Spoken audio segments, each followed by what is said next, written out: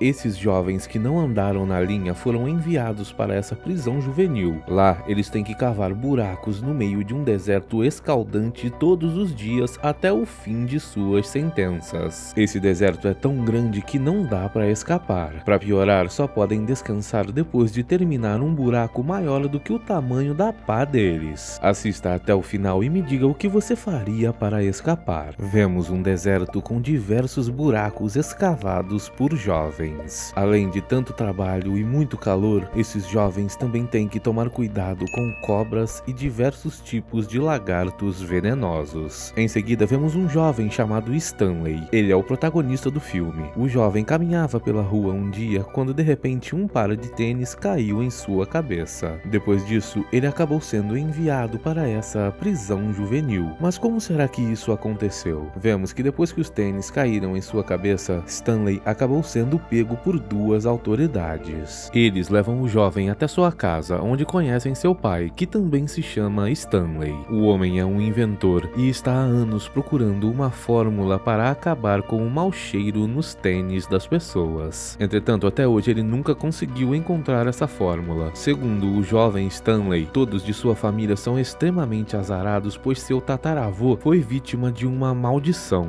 Dentro da casa, os policiais procuram por pistas que indiquem que o jovem planejou ter subtraído aqueles tênis. Acontece que eles pertenciam a um grande campeão de basquete. Depois que as autoridades vão embora, vemos a família jantando. Lá, o pai e o avô do protagonista conversam dizendo que a culpa por tudo que dá errado na vida deles é da maldição de seu antepassado. Eles então começam a cantar a música da família. Porém, isso não agrada nem um pouco a mãe do protagonista. Sem dinheiro para pagar um advogado para defender o protagonista que foi acusado injustamente de ter subtraído aqueles tênis, a família vai para o tribunal dizendo que falar a verdade irá salvar o jovem. Porém, a verdade não adianta. O juiz então o condena a 18 meses no campo Lago Verde. Lá, o protagonista poderá trabalhar muito e construir seu caráter. No meio da viagem, vemos centenas de milhares de buracos escavados pelos jovens que já estavam no campo. De dentro do ônibus que o levava, Stanley parece ter visto algum tipo de fantasma. Ao descer do ônibus, o protagonista é levado para conhecer o encarregado das instalações. Esse homem se apresenta apenas como o Senhor. Ele começa a explicar para Stanley como o acampamento funciona. Segundo o homem, não existem guardas nem muros ali. Se Stanley quiser fugir, ele pode ficar à vontade. Eles estão cercados por 160 quilômetros de deserto. Seria impossível fugir dali e chegar a qualquer lugar, pois em poucos dias você ficaria sem água e não poderia mais andar. Depois disso, o homem passa as novas roupas de Stanley e explica o que ele terá que fazer todos os dias. A partir de agora, ele terá que cavar um buraco por dia. O tamanho desse buraco deve ser igual ao comprimento daquela pá, tanto de largura quanto de profundidade. Assim que ele terminar de cavar o buraco, ele pode voltar para o alojamento. Além disso, o jovem tem que tomar cuidado com as cobras e com os lagartos venenosos. Com apenas uma única mordida, esses lagartos são capazes de tirar a vida de qualquer pessoa. Em seguida, o conselheiro aparece para apresentar Stanley a seus colegas. Os jovens chamam uns aos outros por apelidos e não usam seus nomes verdadeiros. Esse é o líder deles e se chama Raio X. No alojamento, Stanley conhece outros jovens, entre eles o pequeno Zero. Infelizmente, ele não fala nada com ninguém. Esse outro jovem, conhecido como Axila, será o responsável por Stanley hoje. Adivinha por que o apelido dele é Axila? Durante o almoço, Stanley conta a seus amigos que foi pego depois de subtrair um par de tênis. Os jovens acham que isso não seria suficiente para fazê-lo ser sentenciado a uma pena ali. Stanley então conta que esse par de tênis pertencia a um grande jogador de basquete. Ao falar o nome do jogador, Zero imediatamente presta atenção na história. Ele pergunta a Stanley se os tênis tinham X marcados neles. Stanley diz que sim. Em seguida, vemos um pedaço do julgamento de Stanley. O próprio jogador dono dos tênis foi lá testemunhar contra Stanley. Acontece que esse jogador era órfão e esse par de tênis havia sido doado por ele para o orfanato onde ele cresceu. Depois disso, vemos uma memória onde Stanley e sua família estão jantando. Lá, o avô dele conta que nada dá certo para a família, pois eles não têm sorte. Em seguida, a mãe do protagonista diz que o primeiro deles deles que chegou nos Estados Unidos teve um pouco de sorte. O homem havia ficado rico investindo no mercado de ações. O avô então diz que não foi bem assim. Esse antepassado fez fortuna, porém ele foi subtraído por uma famosa criminosa no deserto. Essa criminosa se chamava Kate Beijoqueira. Ela o pegou enquanto viajava e acabou subtraindo tudo que ele tinha. O homem então vagou pelo deserto durante 16 dias e quase perdeu a vida, mas foi encontrado no 16º dia num local chamado o Polegar de Deus, mesmo tendo ficado no deserto sem comida e sem água. Kate Beijoqueira tinha esse nome pois antes de deletar as vidas dos homens, ela dava beijos neles. No dia seguinte, de madrugada, é chegada a hora de começar a cavar os buracos. Todos pegam suas pás e vão em direção ao deserto. O Senhor então explica para o protagonista que se ele encontrar alguma coisa valiosa enquanto está cavando, deverá trazer essa coisa para ele. Todos então começam a cavar. Como é o primeiro dia de Stanley, seus colegas começam a implicar com ele, jogando areia no buraco que ele está cavando. Stanley então começa a se lembrar da história do porquê sua família não tem sorte. O antepassado dele vivia na Europa e se apaixonou pela filha do homem para quem ele trabalhava. Porém, ela havia sido prometida para um outro homem que disse que daria um porco em troca de sua mão. Sem saber o que fazer, o ancestral de Stanley, que também se chamava Stanley, foi até uma cigana que se chamava Madame Zeroni. A mulher tentou aconselhá-lo a esquecer essa jovem e ir para os Estados Unidos. O filho dela, que havia viajado para lá, estava tendo uma vida excelente. Entretanto, Stanley insistiu pedindo ajuda porque estava apaixonado pela jovem. Madame Zeroni então fez um acordo com ele. Ela lhe deu um pequeno porco. Ele teria que levar esse porco todos os dias para o alto de uma montanha cantando uma certa canção. Isso faria o porco crescer e ficar grande e forte. Assim, ele poderia levar o porco até seu patrão e conseguir a mão de sua filha. Madame Zeroni, entretanto, colocou uma condição. Assim que Stanley entregasse o porco para o pai da jovem, ele deveria voltar e levar a Madame Zeroni para o alto da mesma montanha cantando a mesma canção, para que ela pudesse crescer e ficar forte como o porco. Se Stanley se esquecesse dela, ele e sua família seriam amaldiçoados por toda a eternidade. Depois de levar o porco para a montanha durante meses religiosamente, o pequeno animal cresceu e ficou muito gordo. Ele então levou o animal até seu patrão para pedir a mão da filha dele. Só que ao chegar lá, o porco de Stanley tinha o mesmo tamanho e peso que o porco do outro homem. O patrão então mandou a filha escolher com qual dos dois homens ela queria se casar. Stanley achava que a jovem iria o escolher logo de cara, porém ela ficou em dúvida e não sabia quem escolher. Irritado e achando que isso foi uma ofensa, Stanley desistiu de pedir a mão da moça e deixou seu porco como um presente de casamento para ela. Depois disso, ele foi embora para os Estados Unidos, mas se esqueceu da Madame Zeroni. A partir daí, ele e sua família estavam amaldiçoados para sempre. Em seu primeiro dia no acampamento, Stanley demorou tanto para cavar seu buraco que foi o último a terminar. Nos dias seguintes, a rotina é a mesma: acordar, tomar café da manhã, cavar buracos, depois almoçar, tomar banho e dormir. Um dia, Stanley achou um fóssil enquanto cavava. Ele o levou até o conselheiro, pois ficou sabendo que o diretor do acampamento iria lhe dar um dia de folga se fosse algo importante. Entretanto, o conselheiro não dá a mínima para isso. Por causa desse fóssil, seus colegas começaram a chamar Stanley de Homem das Cavernas. Em seguida, descobrimos que aquele deserto costumava ser um grande lago verde. Esse lago e metade de uma cidade pertenciam ao bisavô do diretor do acampamento. Vemos a história dele. O homem era muito rico. Vemos um homem chamado Sam que vendia cebolas no meio da cidade. Ele dizia para as pessoas que essas cebolas conseguiriam estender a vida de qualquer um. Segundo ele, sua animalzinha chamada Mary Lou comia essas cebolas e já tinha mais de 100 anos de idade. Vemos que o homem conversa com a senhora Catherine. Ela é a professora da cidade. A mulher é uma pequena produtora de pêssegos em conserva. Ela sempre faz uma troca de seus pêssegos por algumas cebolas de Sam. Enquanto isso, no presente, Raio-X conversa com Stanley. Ele diz que se o protagonista encontrar alguma coisa de valor na próxima vez, deverá levar para ele. Segundo Raio-X, não seria justo que Stanley, que acabou de chegar, entregasse algo valioso mesmo e ganhasse um dia de folga na frente de todo mundo, já que os outros estavam ali há muito mais tempo. Stanley então concorda com isso. Depois de ter um pequeno probleminha com um jovem que implicava com ele na sala de jogos, Stanley conseguiu resolver essa situação e acabou ganhando mais respeito entre seus colegas. No dia seguinte, durante a escavação, Raio-X até mesmo o passa na frente de Zero. Um dia, enquanto lia uma carta de sua mãe dizendo que a situação estava complicando pois eles não tinham mais dinheiro para pagar o aluguel, Stanley descobriu que Zero não sabia ler. O jovem então pediu para que o protagonista o ensinasse a ler. Stanley, entretanto, não quis fazer isso pois ele demorava muito cavando os buracos e chegava cansado demais, enquanto Zero era o cavador mais rápido do acampamento. Um dia, enquanto cavava, Stanley achou mais alguma coisa. Ele chamou o Raio-X para observar e todos se juntaram ao redor dele. Se tratava de um objeto dourado brilhante com as iniciais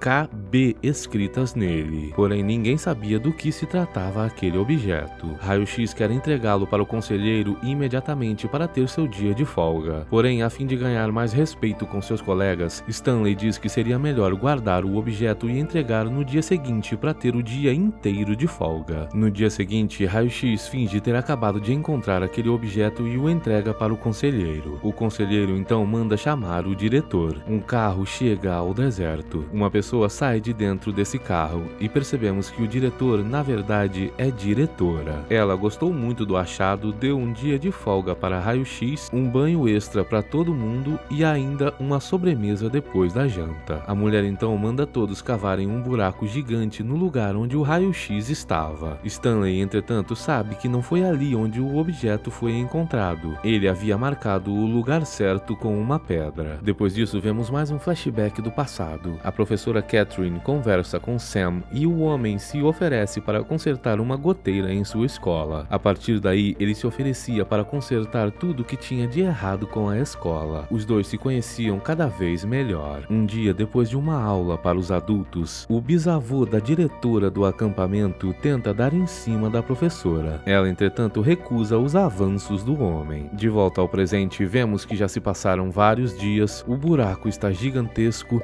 e ninguém encontrou mais nada. Voltamos ao passado e vemos um flashback com Catherine observando Sam com seu barco indo buscar mais cebolas. Um dia, enquanto lia um livro, Sam se aproximou de Catherine e os dois se beijaram apaixonadamente. Entretanto, o bisavô da diretora do acampamento viu essa cena através da janela. O homem ficou cheio de raiva. No presente, já se passaram mais 4 dias e ninguém encontrou nada. De volta ao passado, o flashback nos mostra que os homens estavam queimando a escola da professora. Desesperada, ela foi pedir ajuda para o xerife, porém o homem negou a ajuda. Segundo ele, pessoas como Sam não podiam beijar pessoas como ela. Por causa disso, Sam teria sua existência deletada no dia seguinte. O xerife então tentou dar um beijo em Catherine, porém a mulher conseguiu correr. Vemos que Sam tentou fugir com seu barco, porém os homens tinham um barco a motor e conseguiram se aproximar e deletar a existência do homem. Catherine, que observava tudo, chorou pela perda de seu amado. Dias depois, a mulher foi até a delegacia. Depois de oferecer um beijo para o xerife, a mulher deletou sua existência com um objeto letal. Ela havia desistido de seguir a lei e a partir dali ficou conhecida como a Kate Beijoqueira. De volta ao presente, todos voltaram a cavar buracos individualmente. Os jovens veem diversas nuvens ao longe, porém o Senhor tira as esperanças deles. Segundo o homem, ali já não chove há dezenas de anos. Depois que o homem vai embora, vemos que um dos jovens subtraiu a bolsa de sementes de girassol que o homem gostava de mastigar. O Senhor então voltou para buscar. Desesperados, os jovens começaram a arremessar essa bolsa. Sem outra escolha, Stanley tentou cobri-la com areia. Mesmo assim, o Senhor conseguiu ver um pedaço da bolsa e levou Stanley para o alojamento. O jovem terá que ser punido pela diretora. Ao chegar lá, a mulher não gosta do que ouviu. Ela então pede para Stanley pegar seus esmaltes de unha na prateleira. Enquanto ele faz isso, o jovem vê diversos cartazes de procurada da famosa Kate Beijoqueira. Assim que ele volta com os esmaltes, a diretora diz que esses esmaltes são especiais pois tem um pouco de veneno daqueles lagartos neles. Quando o esmalte seca, o veneno é inofensivo, porém enquanto ainda está fresco, o veneno pode causar causar danos. Em seguida, a mulher arranha o rosto do senhor. Um saco de sementes de girassol não era motivo suficiente para incomodá-la. Stanley então volta para terminar seu buraco. Porém, assim que ele chega lá, Zero já havia terminado o buraco para ele. Para retribuir o favor, Stanley decide ensinar Zero a ler e escrever. No dia seguinte, com raiva, o senhor não dá água para Stanley. Zero, entretanto, o ajuda a cavar o buraco. Stanley então conta para o jovem que aquele tubo brilhante que ele havia encontrado com as iniciais KB talvez pertença a Kate Beijoqueira. Depois de terminar o trabalho, vemos Stanley ensinando Zero a escrever seu nome. Nesse momento, então, Zero revela seu verdadeiro nome, Hector Zeroni, o mesmo sobrenome da cigana que amaldiçoou a família de Stanley. Depois disso, o trabalho e as aulas continuam. Zero conta que sua mãe tinha dificuldades para criá-lo. Um dia, procurando trabalho, ela saiu e nunca mais voltou. Ele então foi parar em um orfanato. O jovem diz que se pudesse, contrataria investigadores particulares para encontrar sua mãe. No dia seguinte, os jovens arranjam encrenca com Stanley. Um deles quer o lanche do jovem, pois ele não está trabalhando. Zero é quem está cavando por ele. Stanley e esse jovem começam um embate. Só que o protagonista começa a perder e Zero vem por trás do outro jovem salvar seu amigo. O conselheiro então tem que separar os dois. A diretora chega e fica sabendo de tudo. Ela então proíbe que qualquer pessoa ajude outro a cavar. Além disso, Stanley não vai mais poder ensinar Zero a ler e escrever. O conselheiro então começa a falar mal de Zero. O jovem perde a paciência e acerta a pá contra seu rosto. Em seguida, ele corre em direção ao deserto. A diretora, entretanto, deixa que ele vá embora. Segundo ela, ninguém sabe da existência dele e não será um problema que o jovem desapareça. Reunidos, os três discutem e decidem queimar os arquivos de Zero. Ninguém irá se lembrar dele. Nesse momento, Stanley aparece e diz que nunca esquecerá de seu amigo. Os três adultos ficam preocupados com isso. No dia seguinte, Stanley se lembra que seu tataravô conseguiu sobreviver nesse deserto por 16 dias. Ele tem esperança que Zero também consiga. Mais tarde, vemos que um novo jovem chegou ao acampamento. Ele foi condenado por subtrair o carro de alguém. No dia seguinte, depois de perguntar ao jovem como se dirige um carro, Stanley decide subtrair o carro do senhor para ir atrás de Zero. Porém, ele acaba caindo com o carro em um grande buraco. Sem outra escolha, Stanley vai correndo a pé para o deserto. A diretora não se preocupa com isso. Ela diz que irá esperar 2 semanas para dizer que ele fugiu e nunca mais foi encontrado. Enquanto caminhava no deserto, Stanley encontrou um tipo de barco virado de cabeça para baixo. Ao se aproximar desse barco, uma surpresa. Zero estava lá dentro e ainda estava vivo. O jovem conseguiu se manter se alimentando dos antigos frascos de pêssego em conserva. Descobrimos que aquele barco se tratava do barco de Sam. Depois de compartilhar o último frasco com Stanley, eles já não têm mais nem o que comer nem o que beber. Stanley então se lembra de que seu tataravô conseguiu sobreviver chegando ao dedão de Deus. Ao observar uma montanha ao longe, Stanley percebe que ela tinha o formato de um dedão. Ele e Zero então vão em direção a essa montanha para tentar se salvar. Depois de uma longa escalada e de quase perder a vida várias vezes, Stanley acaba tendo que carregar Zero. Porém, ele finalmente consegue chegar com o jovem até o topo da montanha. Lá existe uma grande quantidade de água e diversas cebolas. Os dois conseguem se salvar bebendo essa água e comendo as cebolas. Isso não é tudo. Stanley subiu a montanha carregando Zero, que é um descendente da Madame Zeroni. Por causa disso, o jovem chegou forte lá em cima e agora a família de Stanley está livre da maldição.